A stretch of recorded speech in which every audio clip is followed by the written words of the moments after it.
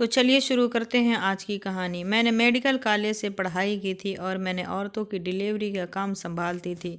और अब मेरी शादी की उम्र हो गई थी। माँ बाप की तरफ से शादी का बहुत ज़्यादा प्रेशर था। मैंने पिछले 2 सालों से इस अस्पताल में काम कर रही थी। 2 साल हो गए थे। कुछ दिन बाद मेरी शादी थी, लेकिन जिस आदमी से मेरी शादी करवाई जा रही थी, मैं उससे शादी नहीं करना चाहती थी। माँ बाप ने पढ़ाया लिखाया, डॉक्टर बना दिया। अब वह कहते थे कि शादी हमारी मर्जी से करनी है। मैं अपने फ़ोन पर बिजी थी जब मुझे खबर मिली कि मेरे साथ के एक डॉक्टर ने मुझे फ़ोन किया और उसने कहा कि रात को हमारे यहाँ एक औरत डिलीवरी के लिए आई हुई थी। तुम्हारी तो नाइट ड्यूटी नहीं थी। बड़ा ही अजीब समस्या हो गई है। मैंने कहा, कैसी समस्या? तो कहने लगी कि रात को एक औरत आई थी। वो बच्चे को जन्म देने वाली थी। उसका बच्चा बहुत कमज़ोर था। हमने अपनी आंखों से देखा कि उसका बच्चा जल्द ही इस दुनिया में आने वाला था, लेकिन वैसे ही हमने डिलीवरी की। न जाने वह बच्चा कहाँ गायब हो गया और कहाँ गया, कोई भी नहीं जानता। लेकिन कुछ लोग कह रहे हैं कि उसका बच्चा उसके पति का नहीं था, बल्कि नाजायज़ बच्चा था। इसीलिए उस बच्चे को इस दुनिया में नहीं लाना चाहती थी। शायद भगवान ने उस बच्चे को किसी की कोख में गायब कर दिया है। वह बच्चा किसी जानवर की कोख में चला गया है। जब से यह बात उस औरत ने सुनी है, वह तो पागल हो गई है और उसके घर वाले उसे यहाँ से ले गए हैं।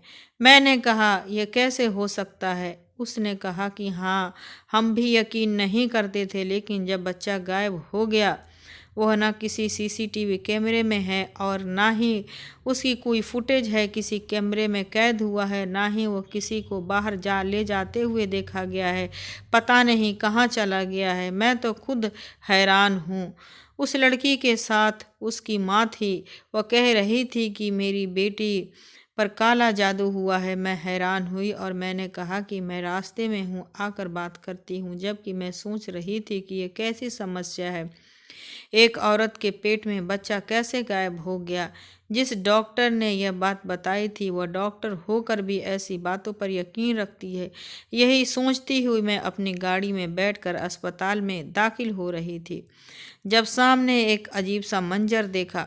वह लड़की थी जो एक कुत्ते को किसी ठेले पर ऊपर रखकर दोनों तरफ से पकड़ रखी थी और गार्ड से झगड़ा कर रही थी।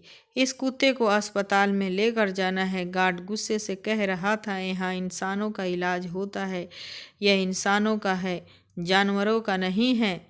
पर अब वह बार बार उससे झगड़ा कर रही थी और साथ साथ रो भी रही थी। हमें किसी डॉक्टर को दिखाने दीजिए। मैंने यह मंजर देखा तो पहले ही मैं पास से गुजर गई, लेकिन फिर मैंने अपने ड्राइवर को कहा कि जरा गाड़ी पीछे लो। मैंने उन लड़कियों को देखा और बाहर निकल गई। मैंने कहा, जी ये क्या समस्या है आप लोगों को? उन्होंने कहा कि आप डॉक्टर हैं ना? मैंने कहा हाँ, क्योंकि मैंने कोट पहन रखा था। उन्होंने कहा कि इस कुत्ते को देख लीजिए, उसके पेट में अंदर कुछ है। मैंने कहा कि यह कुत्ता मर चुका है। उन्होंने कहा, जी मर चुका है, लेकिन उसके पेट में कुछ है। कुत्ते की हालत कुछ अजीब सी लग रही थी। कुत्ता पेट के तरफ बहुत ज़्यादा सूझा हुआ था। मैंने कहा कि यह इंसानों का अस्पताल है। उन्होंने कहा कि हमें पता है कि यह इंसानों का अस्पताल है, तभी तो हम यहाँ लेकर इसे आए हैं। लेकिन इस कुत्ते के पेट के अंदर बच्चे की रोने की आवाज़ आ रही है। उनकी बात सुनकर मैं हैरान रह गई। मैंने कहा, ऐसा नहीं हो सकता। उन्होंने कहा कि ऐसा ही है, तभी तो हम उसे उठाकर लाए हैं। उसके पास बहुत भीड़ थी। लोग तो सिर्फ देख रहे थे, वीडियो बना रहे थे। पहले ही बहुत वक्त ख़राब हो गया है। आप मेहरबानी करके हमारी मदद करें, कहीं ज़्यादा देर न हो जाए।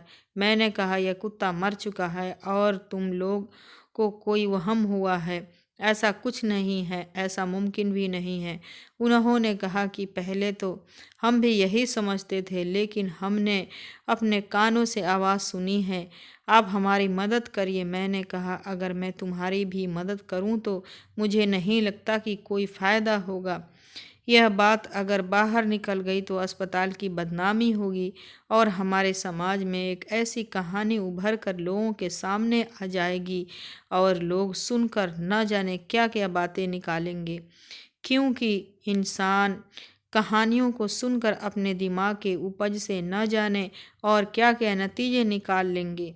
उस लड़की ने कहा कि कोई भी नतीजा निकलेंगे उससे क्या ही हो सकता है और क्या ही हो जाएगा, क्योंकि यह झूठ नहीं है।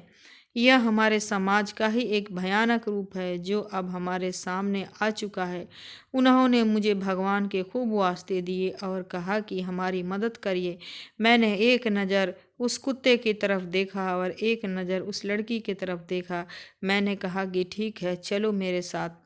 मैं जब उसे अंदर लेकर आ रही थी तो सब लोग हैरान होकर मुझे ही देख रहे थे, यहाँ तक कि अस्पताल के इंचार्ज तक भी यह बात पहुंच गई थी। उसने कहा कि यह दो लड़कियां मुझे पागल लगती हैं, लेकिन आप तो समझदार हैं, उनको क्यों अपने साथ ले आई हो?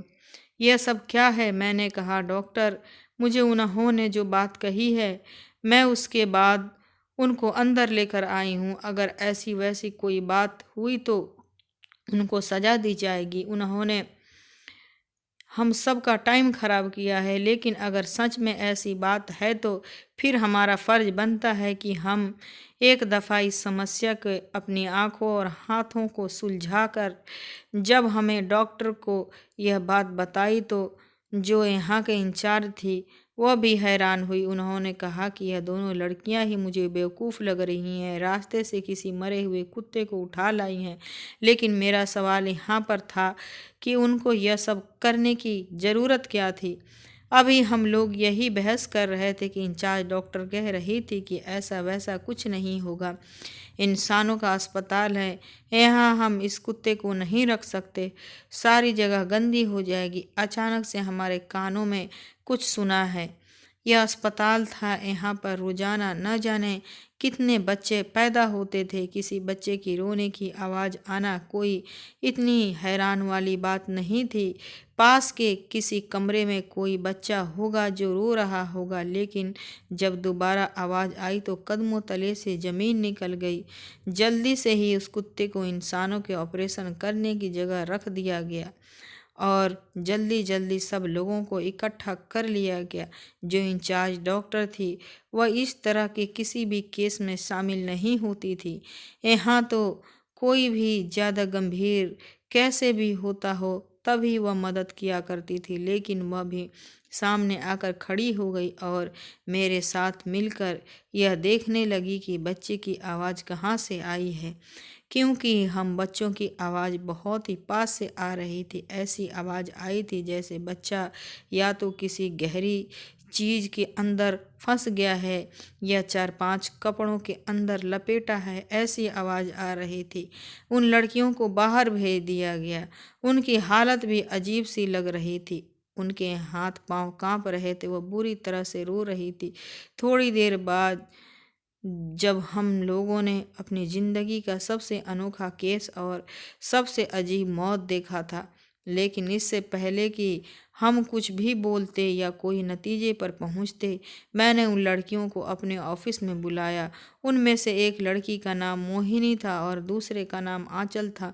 मोहिनी थी वो भी बहुत ज़्यादा परेशान थी और रो भी रही थी। मैंने कहा कि तुम्हें कुत्ता कहाँ से मिला और तुम उसे यहाँ उठाकर क्यों लाई? उसने कहा कि हम लोग जो रोज़ की तरह अपने कॉलेज जा रहे थे, यह मेरी दोस्त है, हम एक ही मोहल्ले में रहते हैं। जब हम दोनों उस कुत्ते के पास से जाने लगे तो हमें भी बच्चे की रोने की आवाज़ आई थी। हम दोनों बहुत हैरान हुए, सोचा कि हम दोनों वहाँ से लू होगा, लेकिन थोड़ी देर बाद जो मंजर हमने देखा, डॉक्टर साहब, मैं बता नहीं सकती, आपको क्या बताएं। यह जालिम दुनिया इतनी बुरी है, बस इस कुत्ते को उठाकर आपके पास लाए हैं। मैंने कहा, और क्या जानती हो तुम? तो उसने कहा कि कहना तो नहीं चाहती हूँ, लेकिन मैं इससे भी ज़्यादा कुछ नहीं जानती हूँ। असल में मुझे पता है कि यह सब कुछ किसने किया है।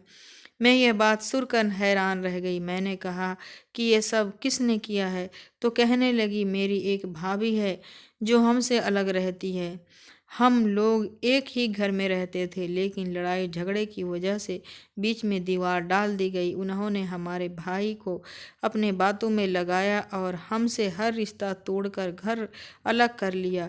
घर हमारा अपना था, इसीलिए बीच में दीवार डाल दी गई। लेकिन भाई के दिल में न जाने क्या बात आई कि उसने 2 महीने बाद ही दूसरी शादी कर ली। अब अपने दोनों पत्नियों के साथ अलग घर में रहता है और मुझे ऐसा लगता है कि यह कहानी उनके घर से ही फूटी है। यह सब कुछ उन तीनों ने ही किया होगा। मैंने कहा कि तुम्हें यकीन है? उसने कहा कि हाँ, क्योंकि यह कुत्ता भी उधर ही पड़ा रहता था। मेरी एक भाभी बच्चे को जन्म देने वाली थी। हमने वह लोग कुछ बताते नहीं थे, लेकिन घर में इतना पास है कि बीच में सिर्फ एक दीवार है, इसीलिए हमें उनकी बातें सुनाई देती थी। मैंने कहा, फिर तुम्हें मेरे साथ कहीं जाना होगा। मैंने डॉक्टर थी, मेरा काम था ख़त्म हो चुका था, लेकिन मैं इस घटना की तरह तक जानना चाहती थी, क्योंकि यह घटना कोई नॉर्मल घटना नहीं थी। मुझे जाना था, क्या इस दुनिया में इस तरह के लोग भी रहते हैं। मैंने लोगों को अपनी गाड़ी में बैठाया और उनके घर की तरफ चल पड़ी। घर तो उनका ज़्यादा दूर नहीं था, लेकिन हम लोग ट्रैफिक में फंसे हुए थे। रास्ते में मैंने उस लड़की से पूछा कि तुम्हारी दोनों भाभियाँ किस तरह की औरत हैं, तो कहने लगी कि दोनों ही अपनी जगह अजीबोगरीब हैं। पहली भाभी का नाम अल्पना है। उनको बस मेरे भाई को लेकर अलग होना था और उन्होंने ये भी नहीं सोचा कि हमारे भाई के अलावा और कोई नहीं है।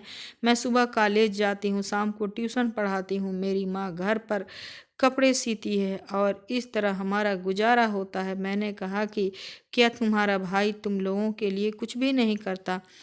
तो कहने लगी कि कभी कभी थोड़े बहुत पैसे तो पकड़ा जाता है, लेकिन उन पैसों से हमारा गुजारा नहीं होता।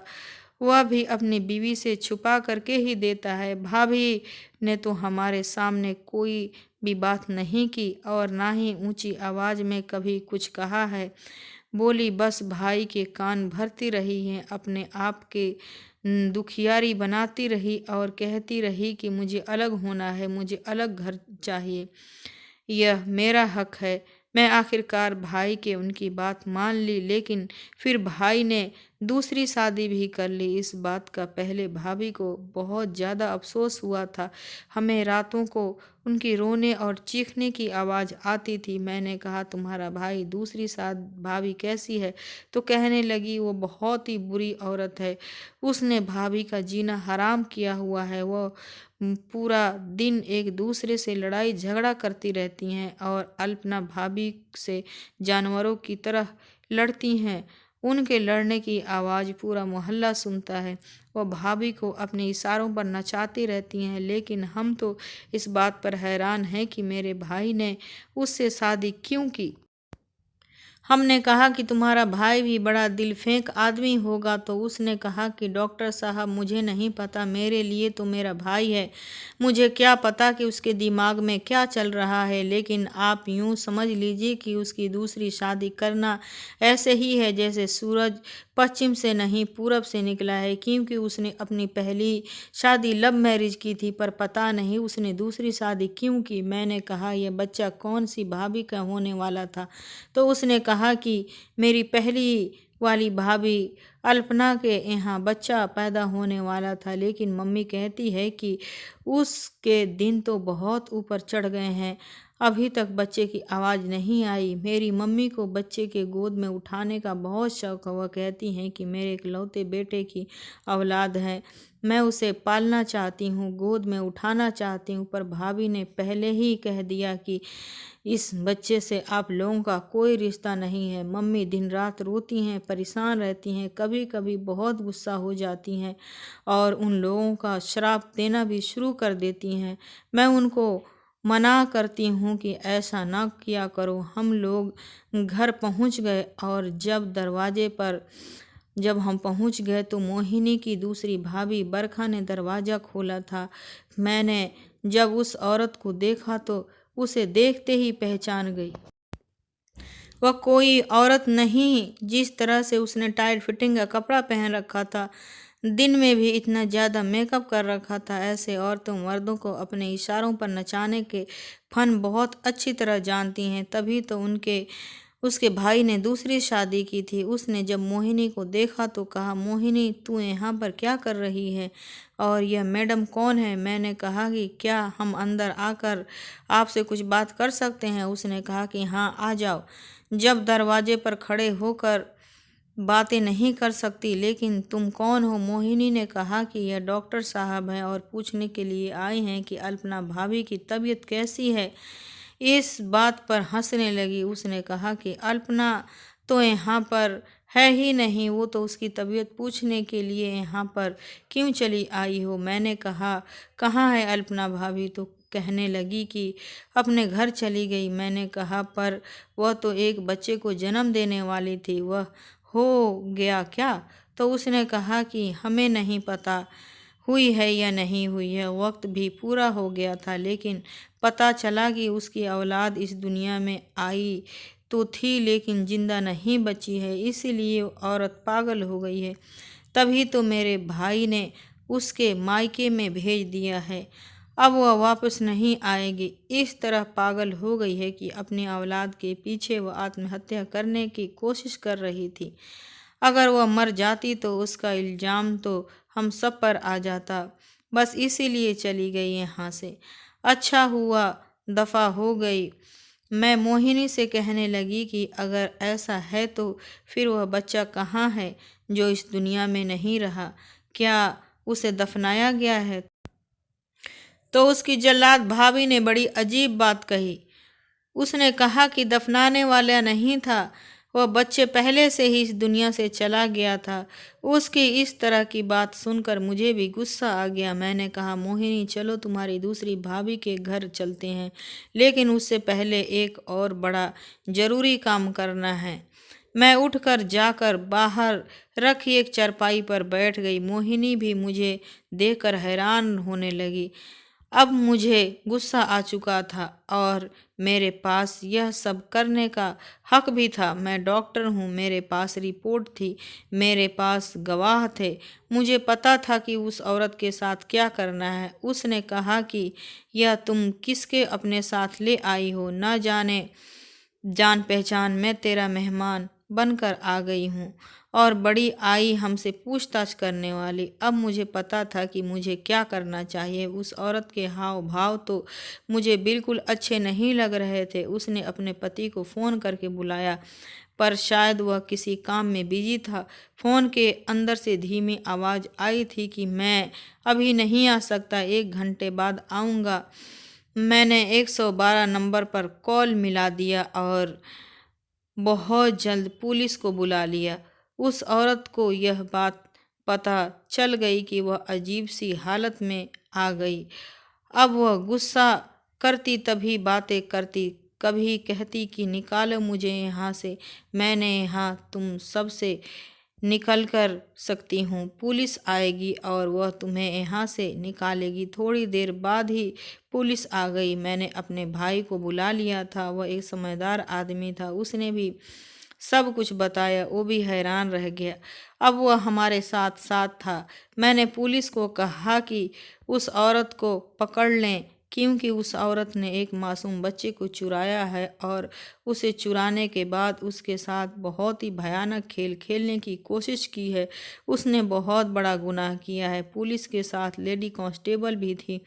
उन्होंने उसे पकड़कर औरत को पकड़ लिया।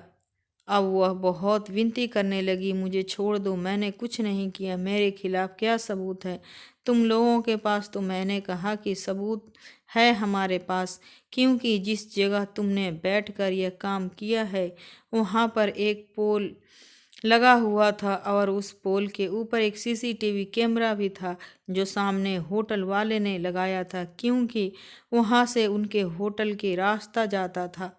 उसी सीसीटीवी कैमरा में सारी फुटेज भी आ चुकी है।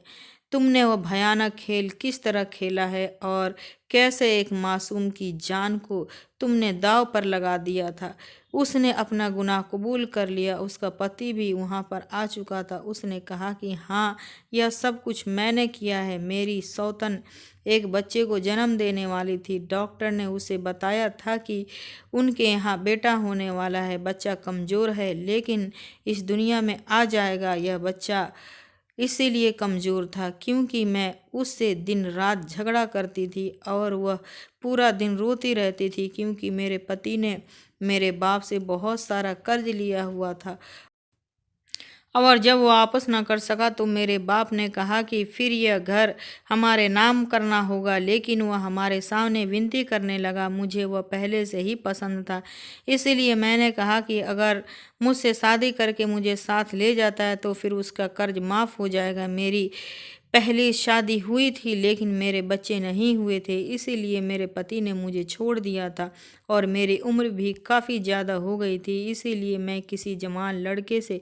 शादी करना चाहती थी। मुझे यह पसंद आ गया तो मैंने अपने बाप से कहा कि आप मेरी इसके साथ शादी करवा दीजिए और जो पैसे उसने ब्याज पर दिए हैं वो माफ़ कर दीजिए। बस इसी तरह मैं उसकी ज़िंदगी में आ गई। मोहिनी की माँ भी शोर का आवाज़ सुनकर वहाँ पर आ चुकी थी।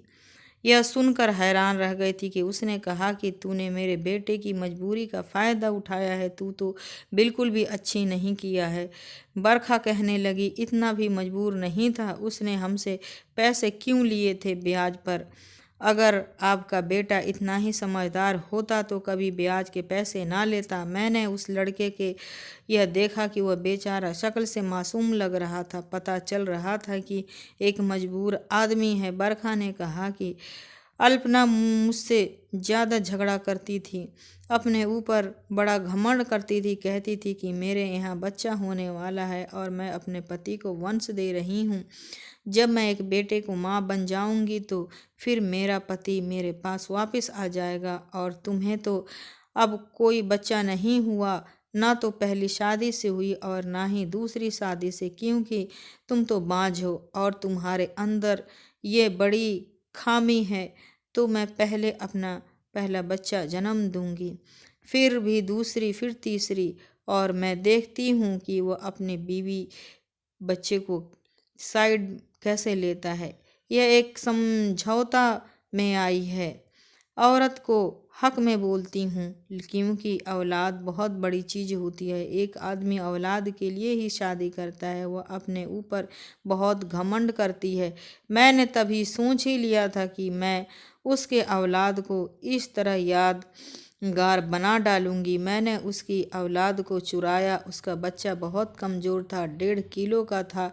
मैंने एक कुत्ते को पेट में रख दिया और उस कुत्ते का पेट सुई धागों से सिल दिया था और बाद में सारे इलाके में फैला दी कि वह बच्चे सदमे में पागल हो गई है। उसका बच्चा किसके सहारे वह मुझसे जंग जीतना चाहती थी और उसने अपने अंजाम को पहुंचा दिया। मैंने एक कुत्ते को कोख में रख दिया और सारे इलाके में मशहूर कर दिया कि उसकी अपनी करतूत की वजह से ही बच्चा उसकी कोख में गायब हो गया और किसी जानवर की कोख में जाकर बस गया है।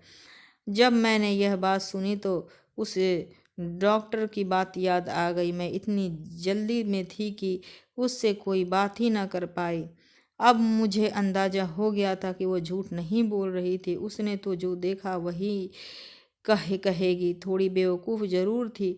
उसे पता चला कि बच्चा कैसे गायब हुआ है क्योंकि अस्पताल के कुछ कर्मचारी बरखा के साथ मिले हुए थे। बरखा के बाप के पास बहुत पैसे थे, वह किसी को भी ईमानदारी से खरीद सकता था और उसी ने यही किया था। उसका पति भी हैरान रह गया था। बरखा को तो पुलिस ले गई थी पर मोहिनी का भी भाई, उसकी माँ और मोहिनी वापस अस्पताल आई। मैंने अस्पताल वालों को बाकी दास्तान सुनाई और कहा कि पता करिए कि वह केस किसने हैंडल किया था और उन सब को पुलिस के हवाले करिए।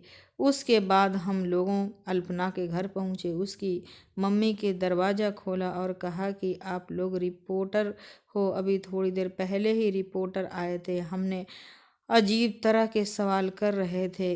नहीं नहीं, आप लोगों को अंदर नहीं आने दूंगी। लेकिन फिर हमें सब गौर से देखा तो हैरान रह गए कि हम लोग कमरे में दाखिल हुए। अल्पना सामने ही पड़ी थी। उसकी हालत बहुत ख़राब थी। मैं जल्दी आगे बढ़ी। मैंने चेक किया, उसे बहुत तेज बुखार था। अभी अभी उसने बच्चा पैदा किया था। उसके बाद उसको इतना बड़ा सदमा मिला था। उसने कहा कि मैं बहुत बुरी हूँ, मेरे साथ बहुत बुरा हुआ है। वह अपने आप से ही बातें कर रही थी, अजीब सी हालत में आ गई थी। ऐसा लगता था कि पागल हो गई है। उसके पति ने जब यह मंजर देखा तो वह रोने लगा और कमरे में से बाहर चला गया। अल्पना ने नहीं देखा था कि कमरे में कौन कौन दाखिल हुआ है। वो भी अपने ही दुनिया में गुम थी। मैंने अपने सास के हाथ बहुत बुरा किया था। अपने पति को उसकी माँ से दूर कर दिया था, इसीलिए मेरा बेटा भी मुझसे दूर हो गया, चला गया, मुझे छोड़कर नाराज हो गया। मुझे भगवान ने उसी की सज़ा दी है। मेरे साथ क्या हो गया? मैंने उसे बुलाया और कहा कि मेरी बात गौर से सुनो अल्पना, मेरी बात गौर से सुनो। लेकिन वह बात नहीं सुन रही थी। और फिर मैंने एक अजीब मंजर देखा। उसकी सास आगे बढ़ी। उसके साथ उसने दुनिया वालों के सामने तो कोई बड़ा काम नहीं किया था, लेकिन अपना हक लेकर उसके बेटे से दूर जरूर किया था। घर का बंटवारा जरूर करवाया था। आगे बढ़ी और अल्पना को गले से लगाकर उसे तसल्ली देने लगी। बेटी, मैंने तुझे माफ़ कर दिया है। तू मेरी बेटी है। तूने तो मेरे साथ मेरे सामने ऊंची आवाज़ में भी बात नहीं की थी। बस तुमने अपना हक लिया था।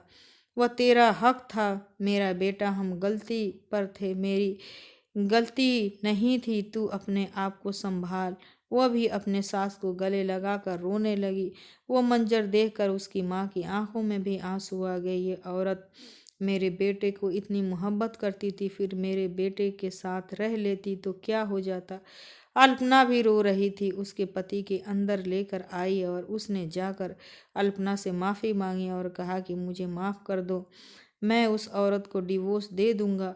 उसे पुलिस पकड़ कर ले गई है, अब हमारी ज़िंदगी में कभी वापस नहीं आएगी। मैं मजबूर था, मेरे पास देने के लिए उसे पैसे नहीं थे।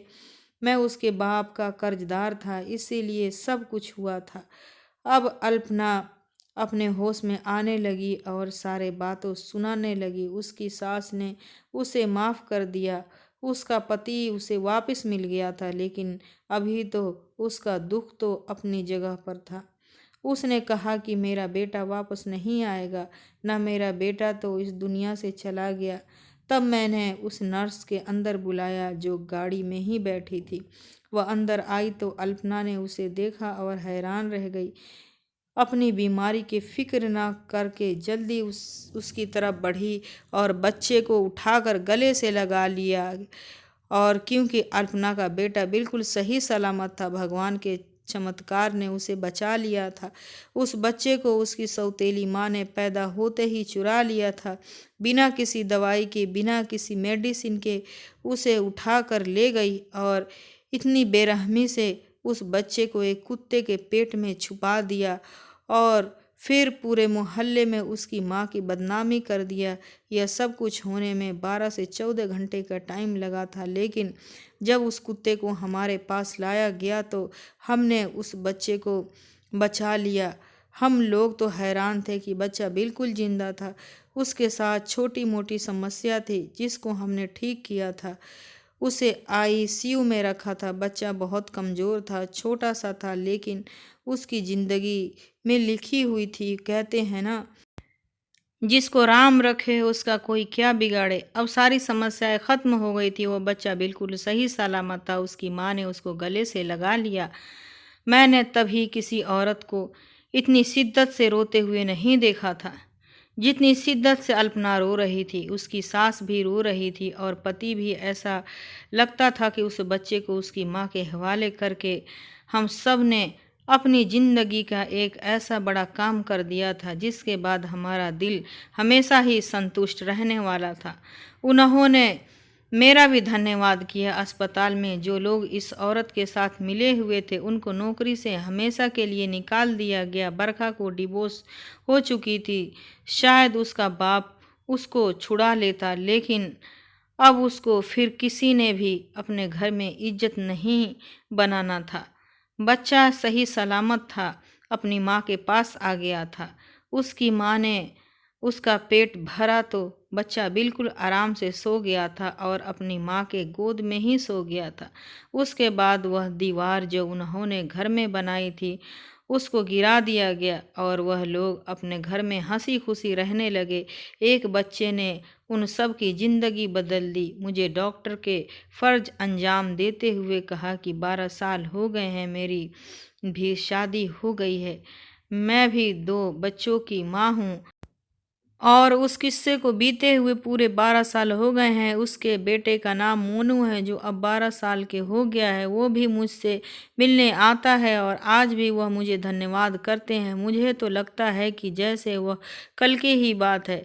उसके बच्चे को देखती हूँ तो हैरान होती हूँ, क्योंकि एक चलता फिरता भगवान का चमत्कार था जो उसके साथ हुआ था। उसकी ज़िंदगी ख़त्म होने में 2 पल बाकी थे। भगवान उसकी ज़िंदगी लिखी हुई थी। वह कहते हैं ना कि जितनी सांसें तय होती है, सारी सांसें इस दुनिया में लेकर जानी है। आप लोग बताइए कि इस कहानी के बारे में जानकर आप लोगों को कैसा लगा। अगर आपको आज की कहानी पसंद आई है तो वीडियो को लाइक ज़रूर कीजिएगा और अपने दोस्तों के साथ भी शेयर कीजिएगा। और हाँ, अगर आप अभी तक हमारे चैनल को सब्सक्राइब नहीं किए हैं तो ज़रूर कर लीजिए। मिलते हैं हम अपने कल की एक नई और दिलचस्प कहानी के साथ। मुझ पर सदा अपना प्यार और स्नेह बनाए रखिए। सभी को मेरा प्यार भरा नमस्कार। फिर मिलती हूँ।